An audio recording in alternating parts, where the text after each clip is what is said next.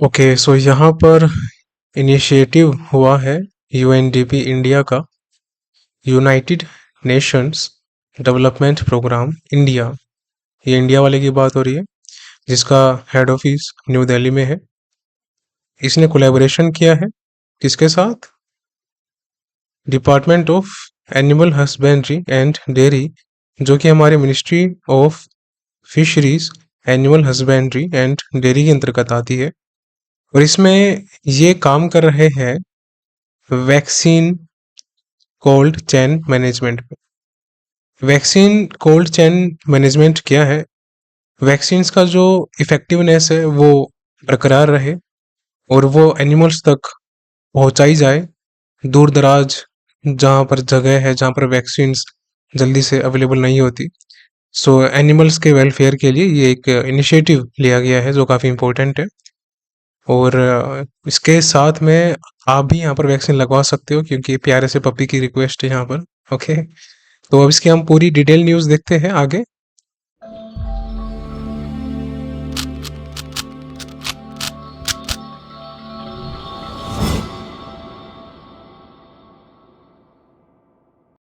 Hello future officers, I hope you perfect there and doing deadly study. So आज हम cover करेंगे national का part second. Part one हम cover कर चुके थे यस्टरडे, और आज हम पार्ट सेकंड करेंगे किसका? नेशनल का। और ये हमारा May third and fourth week का रहेगा combined. May first and week हम कवर कर चुके हैं और इसकी नोट्स पीडीएफ टेलीग्राम चैनल और ग्रुप पे अवेलेबल है। वहां से जाके आप इसको डाउनलोड कर लेना, इसका प्रिंट आउट निकलवा लेना। और नोट्स बनाने की आवश्यकता नहीं है, खुद से टाइम खराब बिल्कुल नहीं करना। ऑलरेडी आप सबके लिए टाइम लगा के नोट्स की फॉर्म में पीडीएफ बना रही है। हर एक मंथ की पीडीएफ 50 से 60 पेज की होती है मैक्सिमम। सुन के शौक लगा होगा आपको, गिरना मत। और एक वीकली की पीडीएफ आपकी अप्रोक्सीमेटली 20 से 25 पेज में रहेगी, इससे ज़्यादा नहीं होगी। अभी हाल फिलहाल बहुत ज़्यादा इंपॉर्टेंट न्यूज़ आ गई तो 30 भी हो सकती है। तो वीक में मतलब 2 वीक्स की पीडीएफ 30 पेजेस के अंदर, और 1 मंथ की 50 से 60 पेज में, आपके लिए कितना कंफर्टेबल रहेगा रिवाइज करना, याद करना। और अगर आपने इसको डेडिकेटेडली फॉलो कर लिया तो एग्जाम में आपके 100% टॉपर्स में मार्क्स आएंगे। कंडीशन है आपको 8 से 10 बार रिवीजन करना पड़ेगा, ये मैंडेटरी है, अदरवाइज यूजफुल नहीं रहेगा। ठीक है, अब हम शुरू करते हैं आज का लेक्चर। और हाँ, जो स्टूडेंट्स नए यहाँ पर हमारे साथ लेक्चर में जुड़ रहे हैं तो उनसे रिक्वेस्ट है कि आप सभी टेलीग्राम ग्रुप और चैनल ज्वाइन कर लीजिए। यहाँ पर सारी अपडेट्स, नोट्स, पीडीएफ, लेक्चर्स सब कुछ अवेलेबल रहेगा। काफ़ी कन्वीनियंट हो जाएगा आपके लिए। तो टेलीग्राम ग्रुप में आप डाउट्स भी पूछ सकते हैं। @RightApproach_बैंकिंग इसको सर्च करना टेलीग्राम पे, इसको ज्वाइन कर लेना। एंड @RightApproach_YouTube इसको भी सर्च करके ज्वाइन कर लेना आप। So without wasting further time हम आज का लेक्चर शुरू करते हैं। अब यहाँ पर काफ़ी इंपॉर्टेंट न्यूज़ है, और जितनी भी गवर्नमेंट स्कीम्स वगैरह आपके लिए इंपॉर्टेंट है वो सभी इन लेक्चर्स में कवर हो रही है। जो जो गवर्नमेंट स्कीम नेशनल के लेक्चर्स में हो रही है बस वो कर लो, वही एग्जामिनर पूछने वाला है आपसे। और बाई चांस कोई ऐसी स्कीम आ भी गई जो आपने रीड नहीं की तो उसमें तुक्का नहीं मारना, बेटर है उसको स्किप करके आओ। क्योंकि बैंकिंग एग्जाम्स में लास्ट 5-6 मंथ की जो स्कीम्स होती है और जो हमारा बजट है उसके अकॉर्डिंग जो भी स्कीम्स रहेगी बस वही करनी है हमको। तो यहाँ पर न्यूज़ शुरू होती है। तो FIEO ने फोरकास्ट किया है, प्रिडिक्ट किया है कि जो सर्विस एक्सपोर्ट है वो पहुंच जाएगा 390 से $400 billion in the current physical year. यानी कि कब से? 2025 का जो हमारा चल रहा है फिजिकल ईयर, यानी कि 31 मार्च, 1 अप्रैल से लेकर 1 अप्रैल 2024 से लेकर 31 मार्च 2025 के ड्यूरेशन में जो सर्विस एक्सपोर्ट है वो इतना रहने वाला है। अब इसकी डिटेल्ड न्यूज़ देखते हैं क्या क्या इसमें गिवन है। So Federation of Indian Export Organisation, ये याद रखना, इनकी रिपोर्ट है। इनकी रिपोर्ट के मुताबिक जो मर्चेंडाइज एक्सपोर्ट है, अब यहाँ पर 2 एक्सपोर्ट है, यहाँ पर कंफ्यूज नहीं होना, यहाँ पर 2 एक्सपोर्ट है। एक है मर्चेंडाइज एक्सपोर्ट और दूसरा है सर्विस एक्सपोर्ट। ठीक है, सो मर्चेंडाइज एंड सर्विसेज दोनों अलग अलग है। Merchandise export from India, export होता है अपने देश से दूसरे देश में भेजना माल को, जो भी सामग्री होती है। सो इंडिया का वो एक्सपेक्टेड है कि जो मर्चेंडाइज एक्सपोर्ट इंडिया करेगा वो इंक्रीज हो जाएगा कितना, ये अब याद रखना परसेंटेज, 14%। 14% इंक्रीज हो जाएगा, और 14% इंक्रीज होके ये पहुंच जाएगा 500 से 510 बिलियन डॉलर। ये आपको याद रखना इंपॉर्टेंट है, 2025 फिस्कल ईयर में जो भी चल रहा है। लास्ट ईयर देखा जाए तो डिक्लाइन हुआ था 3% का। अब डिक्लाइन क्यों हुआ था उसमें हम इन डेप्थ नहीं जाएंगे, बट आपको याद रखना है कि इस बार एक्सपेक्टेड है कि 14% इंक्रीज होगा, लेकिन लास्ट ईयर डिक्लाइन हुआ था, डिक्रीज हुआ था कितने, 3% से। और डिक्रीज होके कितना आया था, 437 बिलियन डॉलर मर्चेंडाइज एक्सपोर्ट रहा था इंडिया का। और अगर आपको भी अपना डाइपर एक्सपोर्ट करवाना है तो आप करवा सकते हो यहाँ पर इनके साथ। देखो कार्टून्स वगैरह ये जो चीजें हैं ना, ये इसलिए है ताकि आप न्यूज को रिकॉल कर पाए, समझ पाए, आपका इंटरेस्ट बना रहे, तो इसको हमेशा एंजॉय करना है। और खुद से भी रीड करो, अच्छा लगेगा आपको और आप कनेक्ट कर पाओगे। अब यहाँ पर ये एक्सपोर्ट की बात कर रहे हैं, तो जैसे आपके माइंड में वो स्टिकर आएगा कि वहां पर एक्सपोर्ट की बात हो रही थी डायपर की, तो उसी टाइम आपके माइंड में मर्चेंडाइज एक्सपोर्ट, सर्विसेज एक्सपोर्ट कितना क्या रहा है वो आना शुरू हो जाएगा। ये बहुत अच्छी टेक्निक है, तो इसका फुल यूटिलाइजेशन करना। अब ये बोल रहे हैं कि जो सर्विस एक्सपोर्ट है 2025 में, वो एक्सपेक्टेड है, ऐसा अनुमानित है कि वो 390 से 400 बिलियन डॉलर पहुंच जाएगा। कब से कब तक, 1 अप्रैल 2024 से 31 मार्च 2025 तक के बीच में। अब देखो मर्चेंडाइज एक्सपोर्ट इससे ज्यादा है, मर्चेंडाइज कितना था, 500 से 510 बिलियन डॉलर था। और जो हमारा सर्विसेज एक्सपोर्ट है वो कितना है, 390 से 400 बिलियन डॉलर का। ये एक्सपेक्टेड है, ये फाइनल फिगर नहीं है, ये एक्सपेक्टेड है, ओके याद रखना। अब टोटल एक्सपोर्ट, टोटल में दोनों मर्चेंडाइज भी आ जाएगा हमारा, प्लस में सर्विसेज भी आ जाएगा। तो जो टोटल एक्सपोर्ट एक्सपेक्टेड है, अनुमानित है 2025 फिस्कल ईयर में, वो 890 से 910 बिलियन डॉलर है। ये इंपॉर्टेंट है, ये भी याद रखना। कितना है, 890 से 910 बिलियन डॉलर अनुमानित है। अगर आप इसका टोटल करोगे, जो मर्चेंडाइज वाला हमने किया था, तो ये लगभग इतना ही बन रहा है। देखो 500 प्लस में 390 कितना हो गया हमारा, 890 हो गया, और 510 प्लस 400 कितना हो गया, 910 हो गया। देखा जादू। तो इस तरीके से हमेशा आपको रीड न्यूज को रीड करना चाहिए कनेक्ट करते हुए, ताकि आपको याद रहे। सो जो टोटल एक्सपोर्ट रहा था 2024 फिस्कल ईयर में, लास्ट ईयर, वो कितना रहा था, 788 बिलियन डॉलर। और अब ये लगभग लगभग देखा जाए तो प्लस 100 बिलियन डॉलर जाने के चांसेस है, ये भी याद रखना। ठीक है, अब आते हैं अगली स्लाइड पे।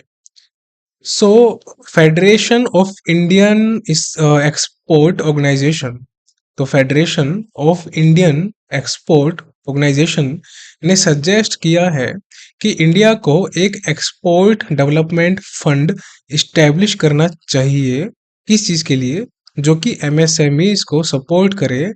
और इसका जो बजटरी सपोर्ट रहेगा, यानी कि जो इसमें बजट में जो इसका सपोर्ट दिया जाएगा, वो जो भी लास्ट ईयर का टोटल एक्सपोर्ट होगा उसका 1% हमेशा सपोर्ट देना चाहिए।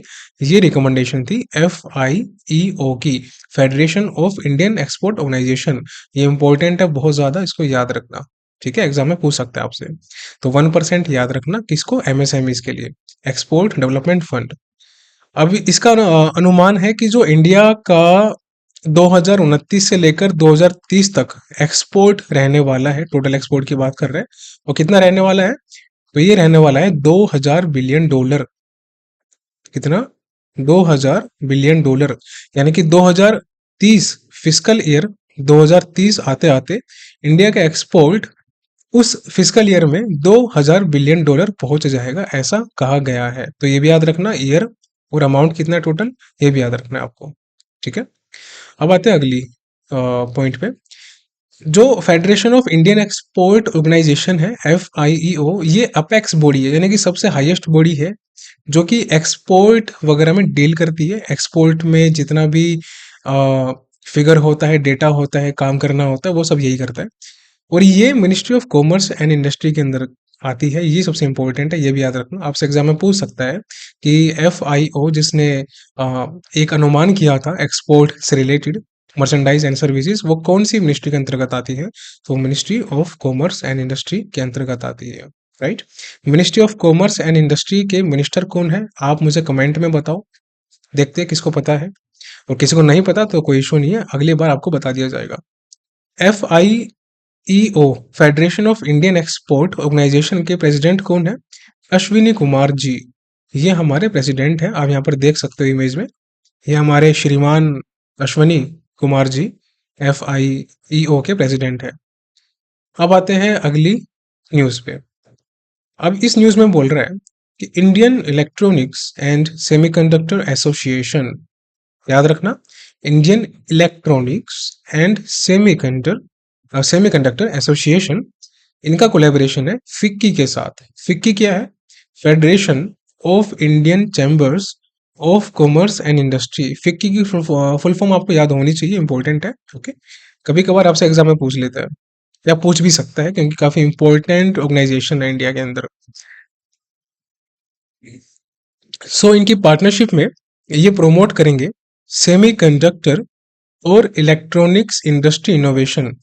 आप यहाँ से समझ जाओ, ये जो IESA है, यानी कि इंडियन इलेक्ट्रॉनिक्स और सेमीकंडक्टर, अब इसमें इलेक्ट्रॉनिक्स भी है और सेमीकंडक्टर भी है। तो इन दोनों की जो पार्टनरशिप है वो इसी पे बेस्ड रहेगी कि इनको सेमीकंडक्टर और इलेक्ट्रॉनिक्स में अच्छा करना है, मॉडिफिकेशंस करनी है, इनोवेशंस करनी है और सप्लाई चेन्स को बूस्ट करना है, और पार्टनरशिप को भी अलग अच्छे लेवल पे लेके जाना है। फिक्की के जो चेयरमैन है वो कौन है? अनीश शाह जी है, याद रखो, अनीश शाह जी। तो ये CEO है किसके? महिंद्रा ग्रुप के। ये पूछ सकता है आपसे एग्जाम में कि जो फिक्की के चेयरमैन है अनीश शाह, वो कौन से कंपनी के या कौन से ऑर्गेनाइजेशन के CEO है? तो महिंद्रा ग्रुप आपको याद रखना है। हेडक्वार्टर कहाँ पर है फिक्की का? न्यू दिल्ली में है। ये सब न्यूज़ याद करने के बाद जब आपको फाइनली रिलीफ मिलेगा, तब आप भी यहाँ पर इन छोटे चेतन की तरह डांस कर सकते हैं, उड़ता चलूं तितली बन के मस्त गगन में। तो ज़्यादा दूर मत जाना, लेक्चर पे वापस भी आना है। और अभी हमारी अगली न्यूज़ शुरू होती है। सो साइबर सुरक्षा, ये आपको याद रखना है। साइबर सुरक्षा, साइबर तो आपको पता ही है, साइबर अटैक्स, साइबर थ्रेट्स, जो भी इंटरनेट से रिलेटेड चीज़ें होती है उसको हम साइबर से डिनोट करते हैं। और सुरक्षा मतलब होता है प्रोटेक्शन। तो साइबर प्रोटेक्शन एक तरह से एक एक्सरसाइज है जो कि कंडक्ट कर रहा है डिफेंस साइबर एजेंसी। कौन कर रहा है? डिफेंस साइबर एजेंसी, इसको याद रखना। और ये जो हमारे डिफेंस स्टाफ है, chief of defence staff general Anil Chauhan ji, इन्होंने अटेंड किया है। तो बस आप इतना ध्यान रखो कि हमारे चीफ ऑफ डिफेंस स्टाफ कौन है? जनरल अनिल चौहान जी, आपको याद होना चाहिए, काफी इंपॉर्टेंट पोस्ट है हमारे इंडिया की। सो डिफेंस साइबर एजेंसी ने DCA ने कंडक्ट किया है साइबर सुरक्षा, ये आपको याद रखना है। अब यहाँ पर इन छोटे से बाबू का एक डाउट है कि अंकल एक्सरसाइज में एक्स क्यों होता है? मेरा दिल दुखता है ओके ठीक है, तो चलो, आई होप कि आपका दिल ना दुखे। ओके, सो अब ये बहुत अच्छी न्यूज़ आई है यहाँ पर। जब हमने साइबर सुरक्षा के बारे में डिस्कस कर लिया है, अब हम डिस्कस करने वाले हैं वैक्सीन कोल्ड चेन मैनेजमेंट। ये काफ़ी इंपॉर्टेंट इनिशिएटिव लिया गया है और हो सकता है RRB में पूछ ले आपसे, PO में या फिर क्लरिकल में, इसके बारे में। अब यहाँ पर एनिमल वैक्सीन के बारे में है, तो आप भी लगवा सकते हो, ऐसा मेरा नहीं कहना, ऐसा इनका कहना है, हमारे छोटे से प्यारे से पपी का। सो इंडिया काम कर रहा है एनिमल हेल्थ पे, और इसके लिए ये वैक्सीन कोल्ड चेन मैनेजमेंट पे काम कर रहा है। यानी कि UNDP इंडिया, कौन सा? UNDP इंडिया, जिसका हेड ऑफिस न्यू दिल्ली में है, इसका कोलैबोरेशन है किसके साथ? Department of Animal Husbandry and Dairying के साथ, जो कि किसके अंतर्गत आती है? Ministry of Fisheries, Animal Husbandry and Dairy के अंतर्गत आती है। तो ये दोनों मिलकर कोलैबोरेशन करेंगे वैक्सीन कोल्ड चेन मैनेजमेंट पे। अब देखते हैं न्यूज़ क्या है पूरी। So UNDP India, United Nations Development Programme India वाला, ठीक है, Department of Animal Husbandry and Dairying, जो कि Ministry of Fisheries, Animal Husbandry और डेयरी के अंतर्गत आती है, ये काम कर रहे हैं to enhance vaccine cold chain management. अब ये वैक्सीन कोल्ड चेन मैनेजमेंट क्या है, इसको ब्रेक कर लो। वैक्सीन तो पता है आपको, किसी वायरस वगैरह से बचाव के लिए यूज होती है। कोल्ड होता है कि वो उसका जो टेम्परेचर है वो एक सुइटेबल टेम्परेचर में रहे, खराब ना हो, इफेक्टिव रहे। चेन मैनेजमेंट क्या होता है, जब हम उसको एक ऐसी चेन दे देते हैं सप्लाई करने वाली, या किसी एक पर्टिकुलर जगह पे पहुंचाने के लिए उसको मैनेज करना, तो ये पूरा नाम है वैक्सीन कोल्ड चेन मैनेजमेंट। इस पे ये काम कर रहे हैं ताकि जो भी वैक्सीन है एनिमल के लिए वो इफेक्टिव रहे, खराब ना हो, इनअफेक्टिव ना हो, और एनिमल्स तक अच्छे से वैक्सीन पहुंच सके और उनकी हेल्थ बरकरार रहे। तो एनिमल्स की हेल्थ को मेंटेन करने के लिए ये इनिशिएटिव लिया जा रहा है। और यूएनडीपी पहला ऐसा जो इंडिया का animal vaccine supply chain management है, इसमें हेल्प कर रहा है। तो ये इंपॉर्टेंट इसलिए है क्योंकि ये इंडिया का पहला animal vaccine supply chain management system है, जो कि वन हेल्थ अप्रोच है। तो ये बहुत इंपॉर्टेंट है, याद रखना क्या है, वन हेल्थ अप्रोच। और ये कह रहे हैं कि अंकल एक वैक्सीन आप भी लगवा लो, घर वाले वैसे भी जानवर बोलते हैं आपको, ठीक है। तो अब ये आप पे डिपेंड करता है कि आप वैक्सीन लगवाते हो या फिर नहीं लगवाते, लेकिन आपको न्यूज़ याद रखनी है, ये इंपॉर्टेंट है। और करंट अफेयर्स में इंटरेस्ट बनाए रखना है, बहुत इंटरेस्टिंग है, मजा आता है इसको करने में। अब ये जो वैक्सीन है, इसकी जो जर्नी होती है वो यहाँ पर दी गई है, अगर आप देख सकते हो तो आप देख लेना। सो वैक्सीन्स जो है उनको स्टोर किया जाता है 2 डिग्री सेल्सियस से 8 डिग्री सेल्सियस। अब ये आपको याद रखना है, ठीक है। 2 डिग्री सेल्सियस से 8 डिग्री सेल्सियस इनका आइडियल टेम्परेचर रहता है। और ये टारगेट करेगी वैक्सीन, जो हमारी वैक्सीन है, इसका टारगेट है 50 करोड़ लार्ज एनिमल्स तक पहुंचना और 20 करोड़ स्मॉल एनिमल्स तक पहुंचना। और जो टोटल बजट है इन सभी का दोनों को मिला के, वो कितना है, 900 करोड़। ये याद रखना, बहुत इंपॉर्टेंट है। 900 करोड़ में 50 लार्ज एनिमल और 20 स्मॉल एनिमल, ये मैं करोड़ की बात कर रहा हूँ। तो 20 crore large animals, oh 50 crore large animals and 20 crore small animals के लिए 900 करोड़ का बजट अलोकेट किया गया है। और टेम्परेचर रहेगा स्टोर 2 से 8 डिग्री सेल्सियस पे। अब आते हैं अगली स्लाइड पे। अब जो टेक्निकल असिस्टेंट दी गई है इस पूरे प्रोजेक्ट के लिए, वो इंडिया में किसको दी गई है, तो बेंगलुरु में, कर्नाटका में सिचुएटेड है हमारा CEAH, सिया, जिसका नाम है centre of excellence for animal husbandry. तो ये भी आपको याद रखना है। इनको टेक्निकल असिस्टेंस दी जाएगी कि कैसे कैसे आपको सप्लाई चेन मैनेजमेंट में पूरा प्रोसेस करना है। फिर ये सिखाएंगे आगे जो दूसरे कॉलेजेस, ऑर्गेनाइजेशंस वगैरह होंगे, ये उनको सिखाएंगे। सो Ministry of farmers, animal Husbandry and Dairy के हमारे जो यूनियन मिनिस्टर है वो कौन है, सो परसोत्तम रूपाला जी। याद रखना है आपको, परसोत्तम रूपाला हमारे ministry of fisheries, ministry of fisheries, fisheries मतलब मछली पालन जो होता है वो, एनिमल हस्बेंड्री एंड डेयरिंग, इनके हमारे मिनिस्टर है पुरुषोत्तम रूपाला जी। यूएनडीपी इंडिया का हेडक्वार्टर आपको मैंने बताया था न्यू दिल्ली में है। और यूएनडीपी के रेसिडेंट रिप्रेजेंटेटिव इन इंडिया, यानी कि यूएनडीपी को इंडिया में कौन रिप्रेजेंट करता है इंडिया से, वो कौन है, कैटलिन विसेन।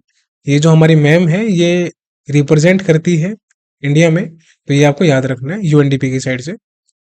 अब एक रिपोर्ट आई है जो कि मॉस्पी की है। मॉस्पी बहुत इंपॉर्टेंट ऑर्गेनाइजेशन है हमारी इकोनॉमी के अंदर।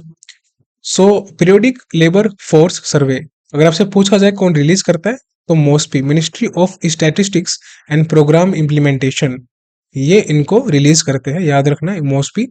तो इन्होंने Q4 की, कब की, Q4 फिजिकल ईयर 2024 जो भी हमारा गया है जनवरी से मार्च का, इसकी रिपोर्ट रिलीज की है। और ये क्वार्टरली रिपोर्ट होती है, ये भी याद रखना, एग्जाम में पूछ सकते हैं आपसे। तो periodic labour force survey PLFS, अब इसकी देखते डिटेल्ड न्यूज क्या है। So Ministry of Statistics and Programme Implementation MOSPI, इन्होंने रिलीज किया है पीरियोडिक लेबर फोर्स सर्वे। और ये कौन सी एज ग्रुप के लिए है? 15 से 29 साल की एज ग्रुप के लिए इन्होंने ये रिलीज किया है। और इनके मुताबिक कि जो लोग, जो यूथ 15 से 19 साल की उम्र के हैं अर्बन एरियाज में, किसमें? अर्बन एरियाज में, ये रूरल की बात नहीं कर रहा, गांव की बात नहीं कर रहा, ये बात कर रहा है अर्बन एरियाज की। Q4 फिजिकल ईयर 2024 में इस रिपोर्ट के मुताबिक जो ओवरऑल अनएम्प्लॉयमेंट है, ओवरऑल जिसमें मेंस भी है वुमेन्स भी है, इसमें जो अनएम्प्लॉयमेंट है, बेरोजगारी है, वो इंक्रीज हुई है, उसमें बढ़ोतरी हुई है कितने की? 17% की। और कौन से एज ग्रुप में? 15 से 29 साल के एज ग्रुप में। तो ये 16.5% इंक्रीज हुआ था Q3 फिजिकल ईयर 2024 में। ये थोड़ा सा आप ध्यान रख लेना। और लेकिन इंपॉर्टेंट ये है 17% का, ये आपको जरूर ध्यान रखना है कि 17% ओवरऑल अनएम्प्लॉयमेंट रेट इंक्रीज हुआ है Q4 में। किसमें? Q4 फिजिकल ईयर 2024 में, जो भी गया है हमारा जैन से लेकर मार्च तक का। अब यहां पर एक चीज देखो, जो केरला है, केरला एक ऐसा स्टेट है जहां पर सबसे ज्यादा highest number of youth unemployment, युवाओं में बेरोजगारी का जो रेट है वो 32% है। 32% बहुत ज्यादा है ये किसी स्टेट के अंदर। केरला इतना पढ़ा लिखा स्टेट है, बट ऐसी उम्मीद नहीं थी उससे, और आई गेस आपको भी नहीं होगी।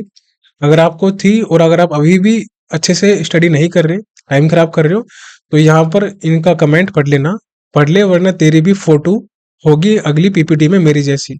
तो आप भी यहाँ पर ईंटें वगैरह उठाओगे, तो मजदूरी करोगे, तो अभी भी टाइम है, पढ़ लो। तो केरला में सबसे ज्यादा हाईएस्ट अनएम्प्लॉयमेंट रेट है। परसेंटेज इंपॉर्टेंट नहीं है, बस आपको स्टेट याद रखना है केरला। सेकंड पे कौन आता है? जम्मू कश्मीर आता है, UT। थर्ड पे तेलंगाना साउथ का, फोर्थ पे राजस्थान, एंड फिफ्थ पे उड़ीसा। तो आपको केरला, J&K और तेलंगाना ये जरूर याद होने चाहिए तीनों। अब आते हैं अगले पे। सो अगली स्लाइड में बोल रहा है कि दिल्ली, हमारा NCT of Delhi, national capital territory India का, इसमें सबसे लोवेस्ट अनएम्प्लॉयमेंट रेट है। कितनी? 3% की। कहां पर? केरला में 32% थी, कहां? दिल्ली में 30%। देखो कितना डिफरेंस है, -29% का डिफरेंस है, इतना बड़ा गैप आ गया। फिर सेकंड पे जहां पर सबसे कम अनएम्प्लॉयमेंट है, गुजरात है, जो कि बहुत अच्छी बात है, यहाँ पर गिफ्ट सिटी भी है हमारा। फिर कर्नाटका है साउथ का। लेकिन जहां पर सबसे ज्यादा अनएम्प्लॉयमेंट था वो केरला था फर्स्ट पे, सेकंड पे J&K था, जम्मू कश्मीर, थर्ड पे तेलंगाना था, फोर्थ पे राजस्थान, फिफ्थ पे उड़ीसा था। तो ये फर्स्ट पे दिल्ली है जिसमें लोवेस्ट रहेगा, सेकंड पे गुजरात, थर्ड पे कर्नाटका। बस इनको ध्यान रखो अच्छे से, 5-6 बार रिवीजन करोगे तो याद हो जाएगा। अब यहाँ पर एक इंपॉर्टेंट चीज ये भी है कि दिल्ली में लोवेस्ट अनएम्प्लॉयमेंट रेट है वीमेन का। जो हमारी इंडिया में वीमेन है उनमें भी सबसे ज्यादा लोवेस्ट अनएम्प्लॉयमेंट रेट है। हाईएस्ट कहाँ पर है? जम्मू कश्मीर में। ये बहुत ही खतरनाक बात है, बहुत इंपॉर्टेंट है, ये पूछ सकता है आपसे एग्जाम में कि कौन से स्टेट में according to PLFS periodic labour force survey by MOSPI Q4 physical year 2024 में कौन से स्टेट में सबसे ज्यादा अनएम्प्लॉयमेंट रेट रहा है वीमेन में? तो वो है J&K के अंदर, आपको याद रखना है। दिल्ली में वुमेन का अनएम्प्लॉयमेंट रेट तो कम था ही था, उसके अलावा मेन का भी सबसे कम अनएम्प्लॉयमेंट रेट है। इसी कारणवश इसका जो टोटल अनएम्प्लॉयमेंट रेट है वो 3% का है, यही रीजन है। केरला में ओवरऑल भी बहुत ज्यादा है अनएम्प्लॉयमेंट, और मेन का भी, किसका? मेन का भी बहुत ज्यादा है अनएम्प्लॉयमेंट रेट, लेकिन वीमेन का J&K के अंदर है। सो पीरियोडिक लेबर फोर्स सर्वे को लॉन्च किया था 2016 में बाय NSSO, जो कि MOSPI के अंतर्गत आती है। NSSO क्या है? नेशनल सैंपल सर्वे ऑफिस, इनके द्वारा ये लॉन्च किया गया था। MOSPI के मिनिस्टर कौन है? तो राव इंद्रजीत सिंह, ये भी आपको याद रखना है। तो राव इंद्रजीत सिंह जी हमारे यूनियन मिनिस्टर है MOSPI के। और एनिमल हस्बेंड्री के कौन थे? पुरुषोत्तम रूपाला जी थे। अब आते हैं अगली न्यूज पे। ओके, सो यहाँ पर देखो एक बोर्ड है जिसका नाम है फूड एंड न्यूट्रिशन बोर्ड, जो कि Ministry of women and child development के अंतर्गत आता है। तो ministry of women and child Development ने डिसाइड किया है कि वो FNB यानी कि फूड एंड न्यूट्रिशन बोर्ड को बंद कर रहे हैं, डिसॉल्व कर रहे हैं। And it was initially established under ministry of agriculture and farmer welfare. आपसे पूछ सकता है कि अभी जो हाल फिलहाल में Ministry of Women Child Development ने Food and Nutrition Board dissolve किया है, एंड किया है, वो पहले कौन सी मिनिस्ट्री में था? तो याद रखना, ministry of agriculture and farmers welfare के अंतर्गत था। फिर 1993 में इसको ट्रांसफर कर दिया गया था वीमेन चाइल्ड डेवलपमेंट को। और फूड एंड न्यूट्रिशन बोर्ड ने काम करना बंद कर दिया था दिसंबर 2023 से, यानी कि लास्ट ईयर ही इसने काम करना बंद कर दिया था। काम करना कब से बंद किया था वो इतना इम्पोर्टेंट नहीं है, इम्पोर्टेंट ये है कि ये किस मिनिस्ट्री के अंतर्गत बंद किया गया है और पहले किस मिनिस्ट्री में था, ये इम्पोर्टेंट है। Ministry of Women Child development के जो मिनिस्टर है वो श्रीमती स्मृति ईरानी जी है, इनको याद रखना। और यहाँ पर भी टुकुर टुकुर का देखत हो गोलू बेटा मस्ती नहीं, तो इनका कहने का मतलब ये है कि लेक्चर पे ध्यान दो, अच्छे से रिवीजन करना है, उसके बाद पेट पूजा करनी है। अब यहाँ पर अगली न्यूज आते हैं। अगली न्यूज में बोल रहा है कि स्पाइसिस बोर्ड ने एक्चुअली अभी क्या हुआ था कि सिंगापुर और हांगकांग ने MDH और एवरेस्ट मसालों पर बैन लगा दी थी, जो कि इंडिया से एक्सपोर्ट होते हैं। उनके मुताबिक एथिलाइन ऑक्साइड काफी पाया गया था, जो कि उनकी एक लिमिट के ऊपर था, एक्सीड था, तो इसलिए ये गाइडलाइंस इशू की गई है। तो स्पाइसिस बोर्ड के मुताबिक जो एक्सपोर्टर्स के लिए इन्होंने एक गाइडलाइंस इशू की है, रिलीज की है, ताकि वो प्रिवेंट कर सके कंटेमिनेशन ऑफ एथिलाइन ऑक्साइड मसालों के अंदर। सो मसालों में एथिलाइन ऑक्साइड, अब इसका नाम याद रखना, आपसे एग्जाम में पूछ सकते हैं कि कौन से केमिकल या कौन से एक पर्टिकुलर फैक्टर के चलते वो बैन किया गया था। तो एथिलाइन ऑक्साइड आपको याद रखना है, EDO, ये इसका एब्रीविएशन है। सो एथिलाइन ऑक्साइड, तो मिलावट ना हो एथिलाइन ऑक्साइड की हमारे इंडियन स्पाइसेस में जो कि एक्सपोर्ट हो रहे हैं, तो इसलिए ये सब स्टेप लिया गया है। तो स्पाइस बोर्ड ऑफ इंडिया, याद रखना है आपको, स्पाइस बोर्ड ऑफ इंडिया ने गाइडलाइंस रिलीज की है कि वो टैकल कर सके problem of ethylene oxide, ETO। ETO क्या होता है? तो देखो यहाँ पर एक बार, एथिलाइन ऑक्साइड वो होता है एक बेसिकली कलरलेस गैस होती है, एक गैस होती है जिसका कोई कलर नहीं होता, और ये मेडिकल इक्विपमेंट्स जो होते हैं ना उनको स्टेरिलाइज करती है, उनके जो बैक्टीरियाज वगैरह होते हैं उनको मारने में हेल्प करती है, और एज अ पेस्टिसाइड काम करती है। इसलिए इसको ज्यादा मात्रा में जब ये मिलाया जाता है तो वो हार्मफुल होता है हेल्थ के लिए। तो इन्होंने एथिलाइन ऑक्साइड को टैकल करने के लिए गाइडलाइंस रिलीज की है, एंड स्पाइसिस एक्सपोर्ट जो भी इंडिया से होते हैं उसके लिए। और ये कब की गई है? जब बैन इम्पोज किया गया था, यानी कि जब बैन लगाया गया था सिंगापुर और हांगकांग के द्वारा। इन दोनों कंट्री के नाम याद रखना, सिंगापुर और हांगकांग। किस किस पे? MDH पे और एवरेस्ट पे। सो MDH में वाले जो हमारे अंकल जी है, अभी आई गेस ये मेरे ख्याल से शायद लेट हो चुके हैं, जहां तक मुझे लगता है या मुझे याद है। तो इनका कहना है कि भारी मिस्टेक हो गया। और बाकी अमिताभ बच्चन जी जो कि कहते हैं बार बार देखा लापरवाही का नतीजा, तो वो एवरेस्ट पे मैच कर रहे हैं। सो यहाँ पर जो इंडिया का स्पाइस एक्सपोर्ट है, इंडिया का जो स्पाइस एक्सपोर्ट है वो फिस्कल ईयर 2024 में कितना रहा है? तो वो रहा है $4.25 बिलियन। अब यहाँ पर ये भी इंपॉर्टेंट बनता है क्योंकि बात आ रही है इंटरनेशनल लेवल पे कंट्रियों द्वारा इन ब्रांड्स को बैन करने पे, तो ऐसे में ये डाटा भी इंपॉर्टेंट बन जाता है। और ये $4.25 बिलियन 12% था पूरे ग्लोबल स्पाइसिस ट्रेड का। जितने भी कंट्रीज ने स्पाइसिस का ट्रेड किया था उनमें से 12% इंडिया से ट्रेड हुआ था, एक्सपोर्ट हुआ था बाहर। जो मेजर स्पाइसेस थे इंडिया से एक्सपोर्ट हुए थे उसमें फर्स्ट रैंक पर कौन था? चिली पाउडर था, जिसकी 1.3 बिलियन डॉलर की एक्सपोर्ट थी। ठीक है, यही आपको याद रखना है। सेकंड पे जीरा, क्यूमिन जो होता है हमारा, जिससे हम सब्जी में छोंका लगाते हैं, वो था जिसका सेकंड रैंक पे था। इसका आपको याद नहीं रखना कितना था, बस फर्स्ट वाले का याद रखना है, 1.3 बिलियन था चिली पाउडर का। थर्ड पे हमारा टर्मरिक, हल्दी। जब आपकी शादी होगी तो हल्दी लगाई जाएगी ना, तो हल्दी का काफी यूज बाहर भी करते हैं, और काफी एंटीबैक्टीरियल और हेल्थ के लिए काफी इफेक्टिव रहती है तीनों ही चीजें। तो इन तीनों का ज्यादा एक्सपोर्ट हुआ था। ओके, अब आते हैं अगली न्यूज पे।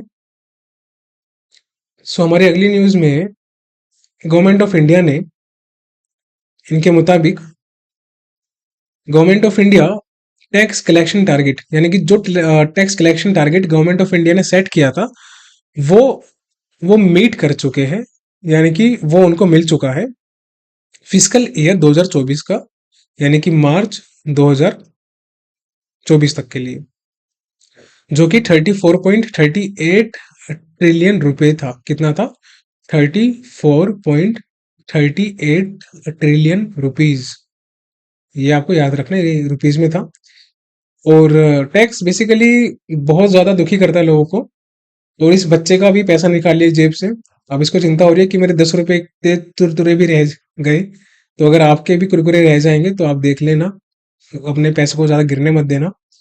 सो गवर्नमेंट ऑन 1 फरवरी 2024 इन्होंने रेज किया था, यानी कि देखो सरकार ने क्या किया था कि 1 फरवरी 2024 को जो इनका टारगेट था डायरेक्ट टैक्स कलेक्शन का, जिसमें कि कौन कौन सा आता है, आपसे पूछ सकता है एग्जाम में कि डायरेक्ट टैक्स कलेक्शन में क्या क्या आता है।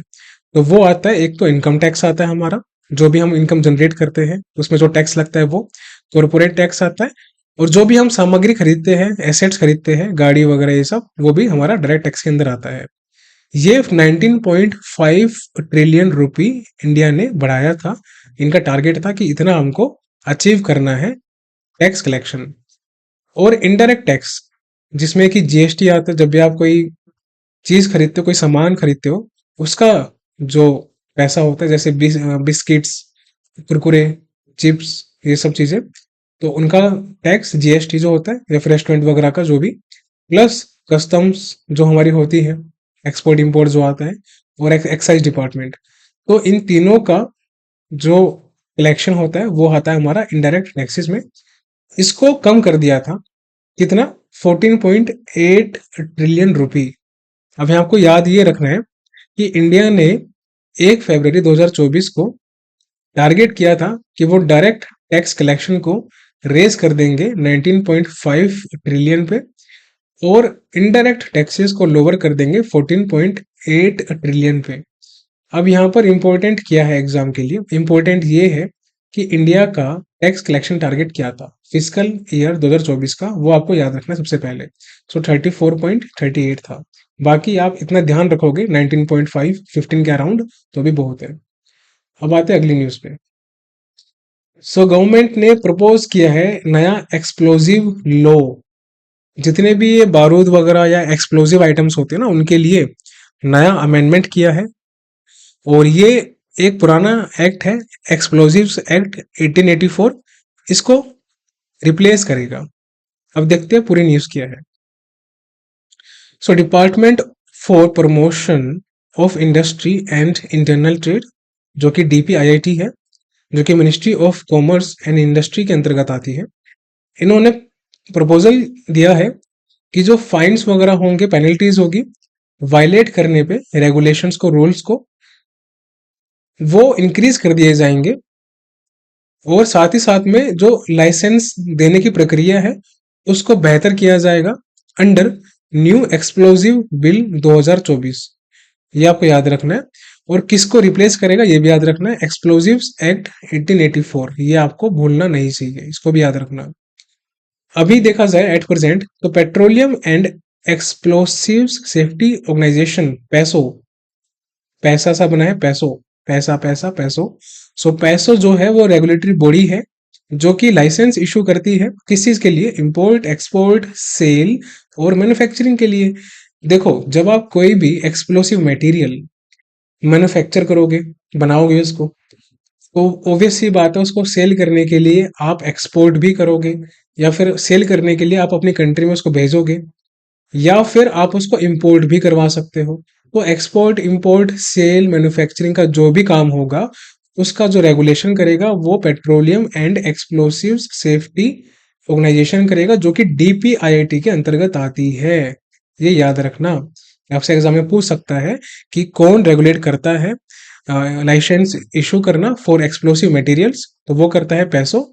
और पैसो किसके अंतर्गत आती है? डीपीआईआईटी के अंतर्गत आती है। और अब यहाँ पर इनका एक डाउट है कि मेरे तो रिश्तेदार बातों में एक्सप्लोजिव्स फेंक देते हैं, तो आई गेस आपके भी घर में ऐसा कुछ चलता होगा, उनकी बातों से ही बहुत ज्यादा बम फटते होंगे घर के अंदर। ओके। सो जो नया प्रोविजन होने वाला है, इसमें वायलेशन करने पे रूल्स और रेगुलेशंस का, स्पेशली मैन्युफैक्चर, इंपोर्ट, एक्सपोर्ट्स वगैरह में, तो इनको जेल हो सकती है 3 साल तक की, अगर आपने कोई भी ऐसा रूल रेगुलेशन वायलेट किया। किसका? मैन्युफैक्चर का, इंपोर्ट का या एक्सपोर्ट का। और आपको 1 लाख तक का फाइन भी लग सकता है, या आपको दोनों भी हो सकती है, जेल भी और फाइन भी। अभी एट प्रेजेंट जो फाइन है वो 50,000 रुपए है, तो इसका अब डबल कर दिया गया है, 1 लाख कर दिया है। ये याद रखना है।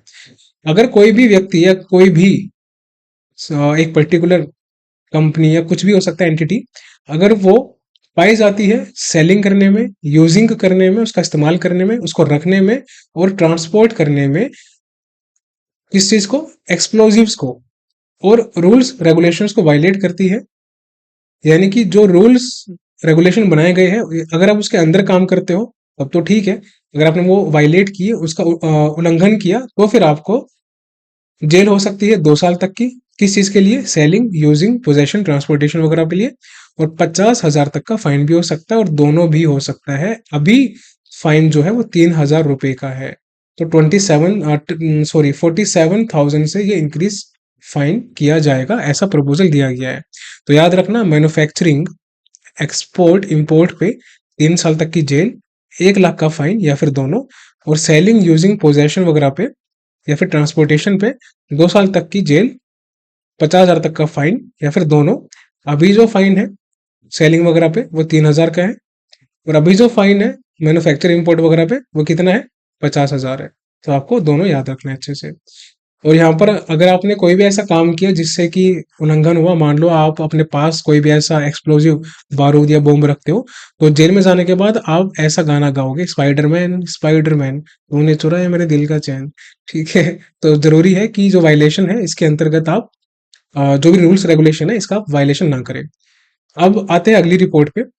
तो ईपीएफओ, यानी कि Employees Provident Fund Organisation, EPFO ने एक प्रोविजनल, यानी कि ये इंक्रीज होता रहता है, स्थगित नहीं रहता, मतलब स्थिर नहीं रहता, सॉरी। तो इसलिए इसको हम कहते हैं प्रोविजनल। इसमें चेंज होता रहता है टाइम के साथ साथ। तो पेरोल डाटा, तो ईपीएफओ ने एक पेरोल डाटा रिलीज किया है जो कि प्रोविजनल है, under ministry of labour and employment.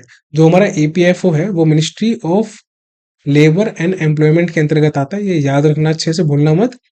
इनके मुताबिक जो फॉर्मल जॉब क्रिएशन है, कौन सी job creation? Formal job creation, वो इंक्रीज हो गई है।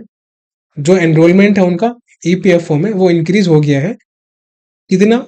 11.4% फिजिकल ईयर 2024 में, यानी कि 31 मार्च 2024 तक का, 31 मार्च 2023 तक का डेटा है ये, जो कि 15.4 मिलियन है। कितना है? 15.4 मिलियन फॉर्मल जॉब क्रिएट हुई है।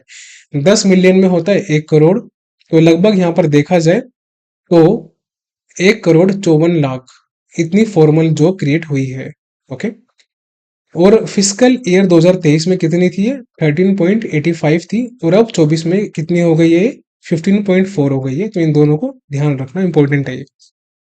अब इनका ये कहना है कि मेरे जितने बाल है उससे कम तो फॉर्मल जॉब्स है। देखो बात सही है, 142 करोड़ की जनसंख्या है, उसमें इतनी अनएम्प्लॉयमेंट है, और एक एक साल में 1 करोड़ जॉब से क्या होगा? कम से कम 3 से 4 करोड़ जॉब तो हो।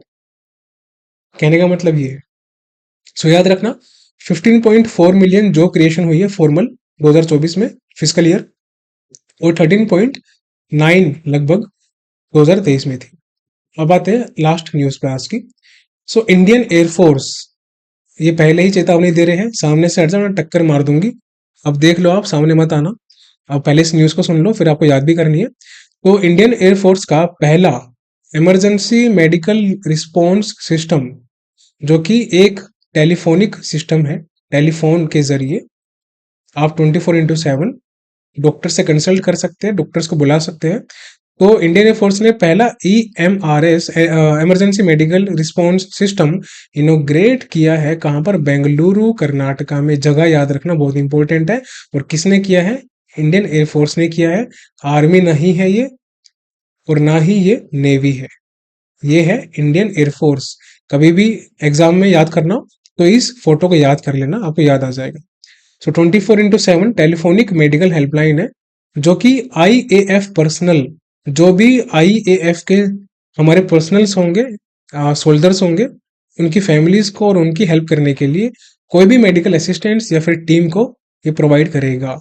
इसलिए इसका जो एम है वो यहाँ पर यही है कि टेलीफोनिक मेडिकल के जरिए आपकी हेल्प की जा सके।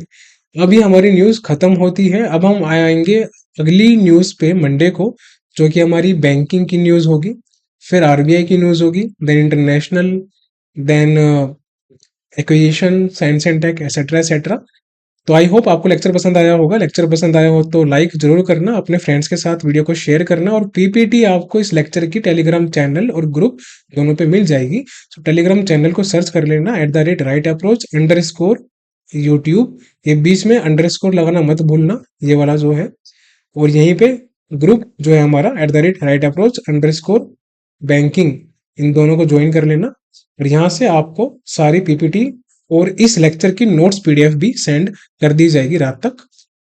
और अपने हैंड रिटन नोट्स नहीं बनाने, ये मैं पहले भी आपको बता चुका हूँ।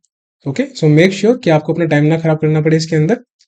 एंड उम्मीद करता हूँ कि आपने सभी ने लेक्चर पसंद किया होगा। पसंद आया हो तो कमेंट में जरूर बताना, और कुछ मॉडिफिकेशंस करनी हो अपने सजेशंस भी देना। सो मिलते हैं अगले सेशन में फ्यूचर ऑफिसर्स। अच्छे से रिवीजन करो, पढ़ाई करो। अभी के लिए bye bye, take care and see you soon.